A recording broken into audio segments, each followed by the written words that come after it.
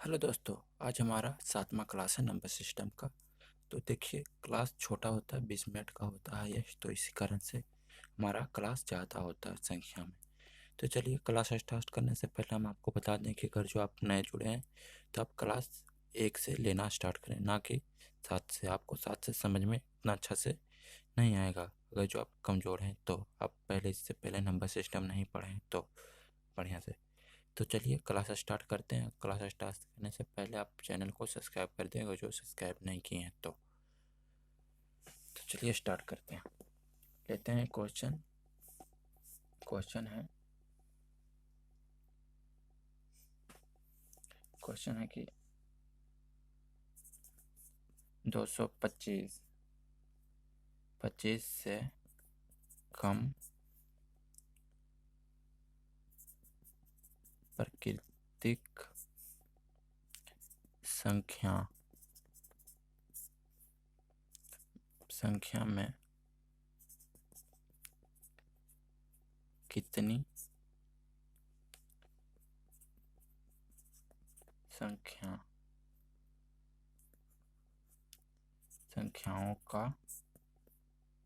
के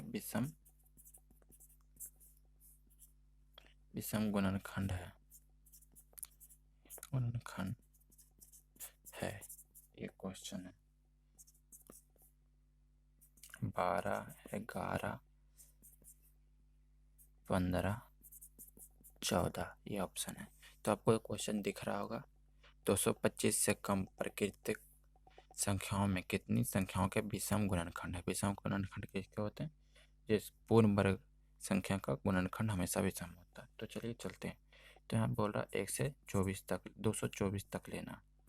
तो हम लेते हैं 1 का स्क्वायर, 2 का स्क्वायर, 3 का स्क्वायर, 4 का स्क्वायर, 5 का स्क्वायर, 6 का स्क्वायर, 7 का स्क्वायर, इसी तरह से 14 तक स्क्वायर, क्योंकि 14 का स्क्वायर होता है 196 और 15 का स्क्वायर हो जाता है 225। तो 225 को हमको नहीं लेना, 225 से कम लेना, यानी कि 14 के स्क्वायर तक लेना हमको।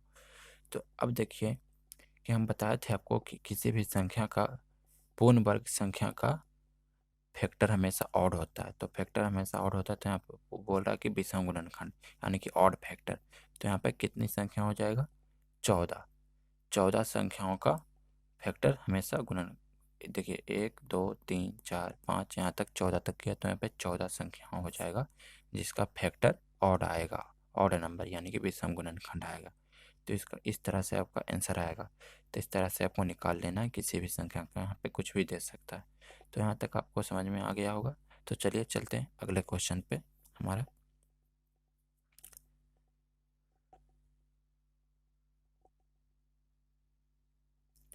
चलिए देखिए, यहाँ पे हम क्वेश्चन ले चुके हैं, पहले की तरह ही है। तो देखिए बोल रहा है, पहले 100 प्राकृतिक सम संख्याओं में से कितनी संख्या के सम गुणनखंड है। तो यहाँ पे पूछ रहा है अभी सम गुणनखंड और 100 प्राकृतिक सम संख्या उसमें सीधा प्राकृतिक संख्या बोला था, इसमें सम संख्या बोला। तो हम प्राकृतिक संख्या और सम ले कैसे लेंगे? तो हमारा प्राकृतिक सम संख्या हो जाएगा 2, 4, 6, 8, 10, ये सब हमको प्राकृतिक संख्या हो जाएगा 200 तक लेना। तो अब देखिए, हमको बोल रहा है कि सम गुणनखंड निकालने के लिए, तो हम क्या करेंगे कि 2 पर पावर 2, 4 पर पावर 2, 6 पर पावर 2, 7 6 पर पावर 2, 8 पर पावर 2 कर लेंगे। इसी तरह से हमको करना है, हमको कर लेना है 200 से कम तक पावर। तो 200 से कम पावर तक कितना होगा? अगर जो हम 14 का स्क्वायर लेते हैं तो 196, 15 का स्क्वायर लेते हैं तो हो जाता है 225। तो 196 जो कि 200 से कम है। तो हमको इसी तरह से हमको कर लेना 14 पर पावर 2 तक। तो हम 14 पर पावर 2 तक करेंगे तो हमको बीच में आ जाएगा, बीच का भी ले लेते हैं पूरा, हमको आ जाएगा 10 पर पावर 2, 12 पर पावर 2, 14 पर पावर 2, यहाँ तक हमको आ गया। 12 पर पावर 2, 14 पर पावर 2। तो अब देखिए कि हमको संख्या कितना आया, 1 2 3 4 5 6 7, 7 संख्या यहाँ पे है। हमको बोल रहा है कि सम गुणनखंडों की संख्या निकालने के लिए। तो यहाँ पे 100 पहले प्राकृतिक संख्या दिया था, तो 100 में हमको 7 घटा लेंगे तो यहाँ पे हमको आ जाएगा 93, जो कि ऑप्शन नंबर डी में हमको दिख रहा है। तो यहाँ पे ऑप्शन नंबर डी सही हो जाएगा। तो सम गुणनखंड की संख्या हो जाएगा 93। तो चलिए यहाँ तक आपको समझ में आ गया होगा। तो चलते हैं अगले क्वेश्चन पे।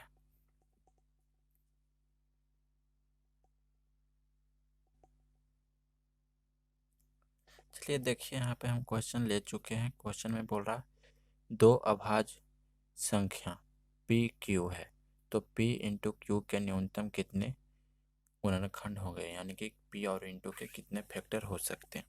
तो चलिए दो अभाज्य संख्या ले लेते हैं। हम ले लेते हैं जैसे 13 और 13 अभाज्य संख्या है, इसका हो जाएगा 169। अब देखिए कि इसका फैक्टर्स क्या होगा। तो फैक्टर्स क्या हो जाएगा, तो इसका हो जाएगा एक फैक्टर 1, 13 और 169, ये 3 फैक्टर आएगा। तो ऑप्शन नंबर सी सही हो जाएगा, जिसमें 3 दिया हुआ, क्योंकि ये 169 है जो कि केवल 1, 13 और 169 खुद से इतने से ही इतना डिवाइड है। अब बोल रहा है दो भाज्य संख्या, किसी भी दो, हम 2 और 7 ले लेते हैं, ठीक है। अब हमको आता है 14, इसका दोनों का गुणनफल आ जाएगा 14। अब देखिए कि 14 कितना से डिवाइड है, तो 14 1 से डिवाइड होगा, 7 से डिवाइड होगा, 7 से, 2 से और 14 खुद से। तो यहाँ पे देखिए 4 से आ जाएगा, पर इसीलिए हम यहाँ पे आपको नोट करवा रहे हैं कि यहाँ पे 4 संख्या आएगा। पर यहाँ पे नोट कीजिए कि किसी भी अभाज्य संख्या के वर्ग के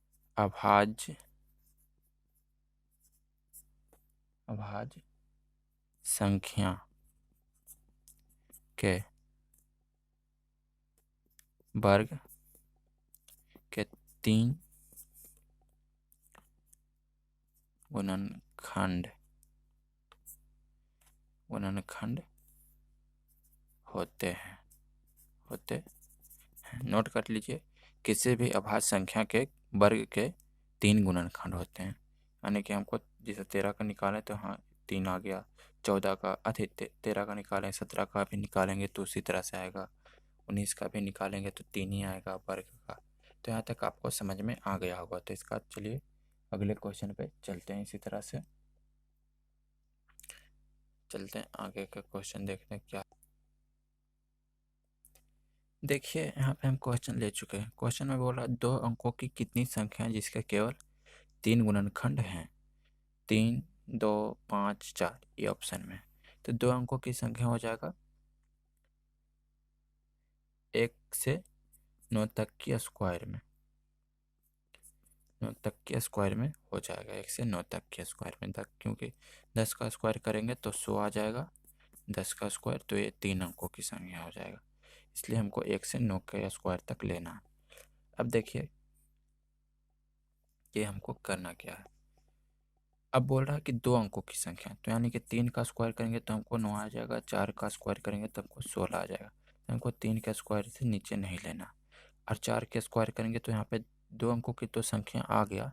अब इसका फैक्टर देखिए कि 1 से भी है, 2 से भी है, 4 से भी है, 8 से भी है, 16 खुद से। तो 1, 2, 3, 4, 5, इसका तो फैक्टर 5 आ गया, इसलिए ये नहीं होगा। अब ये नहीं होगा क्योंकि यहाँ पे 3 ही फैक्टर बोल रहा है। अब देखिए 5 का स्क्वायर करेंगे तो यहाँ पे आ जाएगा हमको 25।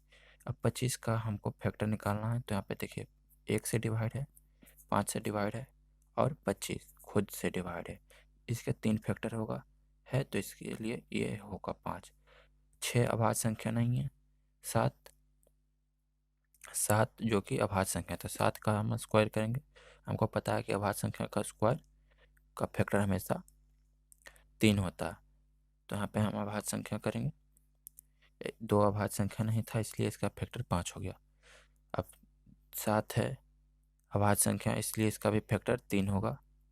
इसका फैक्टर हो जाएगा हमको, इसका हो जाएगा 49, 49 का फैक्टर हो जाएगा 1, 7 और 1 49 खुद। 8 अभाज्य संख्या नहीं है, 9 अभाज्य संख्या नहीं है, 10 भी हमको 10 को लेना ही नहीं है क्योंकि इसका 3 आ जाएगा। तो ये दो संख्या 5 और 7 ये दो संख्या हैं जो कि जिसके केवल 3 फैक्टर है। इसके वर्ग वर्ग कर लो यानी कि 25 और 49 दो ऐसी संख्या जिसके 3 फैक्टर है। हमको संख्या पूछना ना कि वर्ग। तो 2 अंकों की संख्या, तो ये दोनों संख्या हो जाएगा 25 और 49, ये दो संख्या हैं जिसके 3 फैक्टर है। तो चलिए यहाँ पे हमको ऑप्शन नंबर बी आ जाएगा क्योंकि दो ही संख्या हैं, तो बी सही हो जाएगा। यहाँ तक आपको समझ में आ गया होगा कि किसी भी अभाज्य संख्या के फैक्टर्स 3 होते हैं। तो यहाँ चलिए चलते हैं आगे।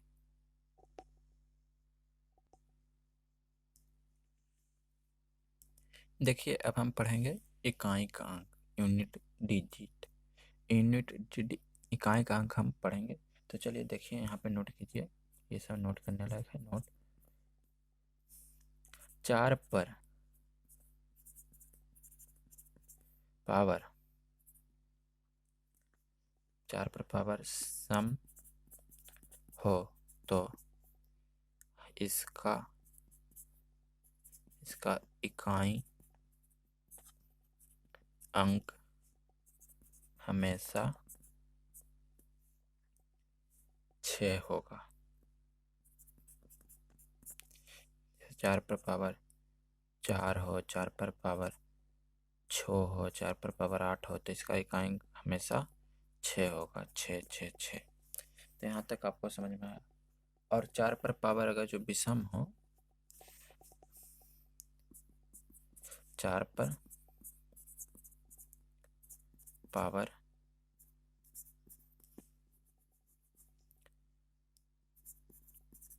विषम हो तो इसका इकाई अंक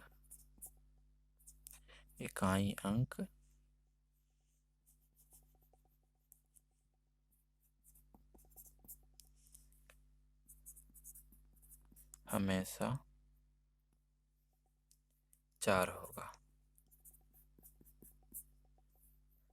4 पर पावर 5 हो गया, 4 पर पावर 7 हो गया, 4 पर पावर 3 हो गया, तो इसका इकाई अंक हमेशा 4 होगा क्योंकि 4 पर पावर 3 का 64 हो जाएगा। इस तरह से देखिए यहाँ पे 4 आ गया तो यहाँ पे 4 होगा, सभी का इकाई अंक 4 होगा। 4 इकाई अंक।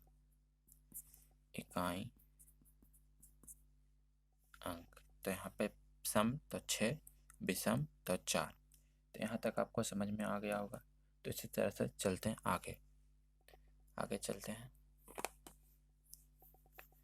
को मिटा लेते हैं।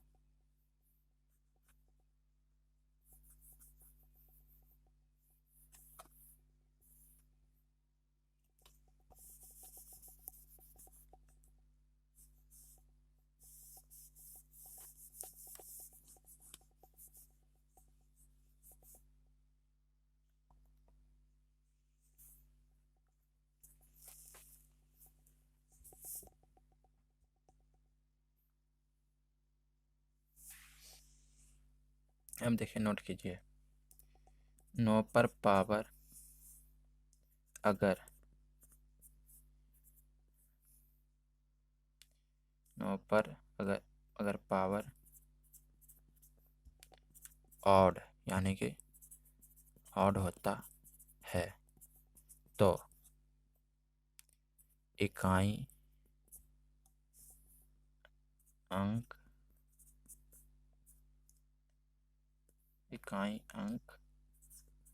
9 होता है। और अगर पावर इवन होता है तो इकाई अंक 1 होता है। यहाँ तक आपको समझ में आ गया होगा। एग्जाम्पल ले लेते हैं। एग्जाम्पल 9 पर पावर 3, 9 पर पावर 2। तो 9 पर पावर 3 का कीजिएगा तो इसका एकांक हो जाएगा 81 इंटू 9 यानी कि 9 हो जाएगा, हो गया। और इसका हो जाएगा 81, इसका हो जाएगा 729। तो देखिए इकाई अंक कितना आया, 9 आ गया, और इकाई अंक 1 आ गया। पावर इवेन हो तो इकाई अंक 1, तो सम हो पावर तो इकाई अंक 1 हो जाएगा, पावर भी सम हो तो इकाई अंक 9 हो जाएगा। ये 9 का रूल है। तो चलिए इतना तक आपको समझ में आ गया होगा कि 9 पर पावर अगर जो ऑड रहे तो इकाई अंक 9 होगा, और इवेन रहे तो इकाई अंक 1 होगा। तो इसी तरह से चलते हैं आगे,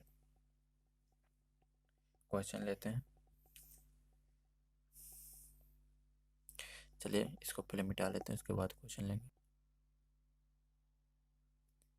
देखिए यहाँ पे हम क्वेश्चन ले चुके हैं। क्वेश्चन में बोल रहा है निम्नलिखित में कौन सा पूर्ण वर्ग का इकाई अंक नहीं हो सकता। तो देखिए 4 है जो कि 64, 8 का वर्ग का इकाई अंक है, और 9 3 का वर्ग का इकाई अंक है,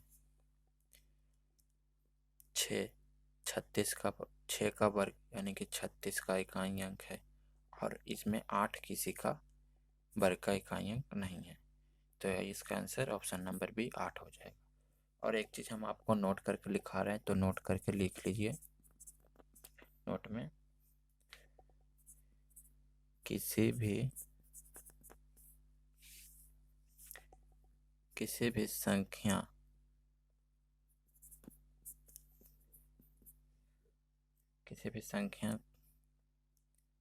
का वर्ग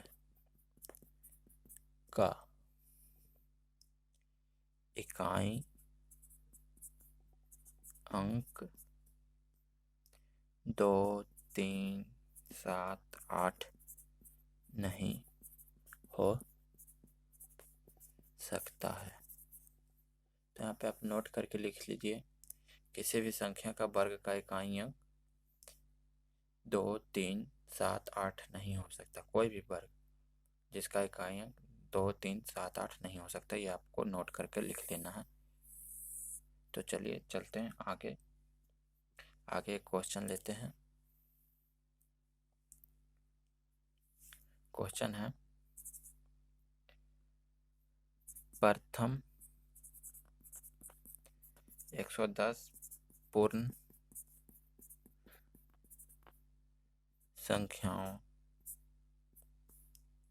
के योग का इकाई अंक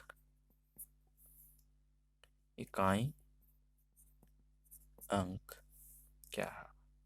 ऑप्शन में है 4 बी 6 सी 5 डी 0। बोल रहा है कि 110 प्रथम पूर्ण संख्याओं का योग का इकाई अंक क्या होगा। तो हम प्रथम संख्याओं का योग निकालने के लिए हम क्या करते हैं, प्रथम 111 है, 110 नहीं 111 है। तो हम क्या करेंगे कि प्रथम 111 संख्या ले लेंगे, 0 से 110 तक हो जाएगा हमको 111 संख्या। तो अब हम इसका योग किस तरह से निकाल सकते हैं। तो हमको पता है कि लास्ट का संख्या में +1 करके दोनों को गुना करके बटा 2 करके तो योग आ जाएगा। तो हमको 110 इंटू 111 बटा 2 कर देना है। तो यहाँ आपको आ जाएगा 55, इसको काटिएगा तो 55 आ जाएगा इंटू 111। अब देखिए कि इसका इकाई अंक 1 है, और 1 में जब 5 से गुना करेंगे तो इकाई अंक 5 आएगा। तो इसका आंसर हो जाएगा 5। तो ऑप्शन नंबर सी इसका सही हो जाएगा। और ये हम किस तरह किए, आपको पता होगा कि हमको किसी भी संख्या का माने लगातार जो है शुरू से प्रथम यानी कि 0 से निकालना हो, तो हमको हमको जैसे कि 10 तक की सभी संख्याओं का योग निकालना है, 0 से 10 तक की। तो हम क्या करेंगे कि 10 में 1 ऐड कर देंगे, 11 हो जाएगा। तो 10 इंटू 11 कर देंगे तो बटा 2 करके जो भी आएगा 55। तो यहाँ से 0 से 10 तक की सभी संख्याओं का योग आ जाएगा 55। इस तरह से हम किए हैं। तो यहाँ तक आपको समझ में आ गया होगा। तो चलिए चलते हैं आगे।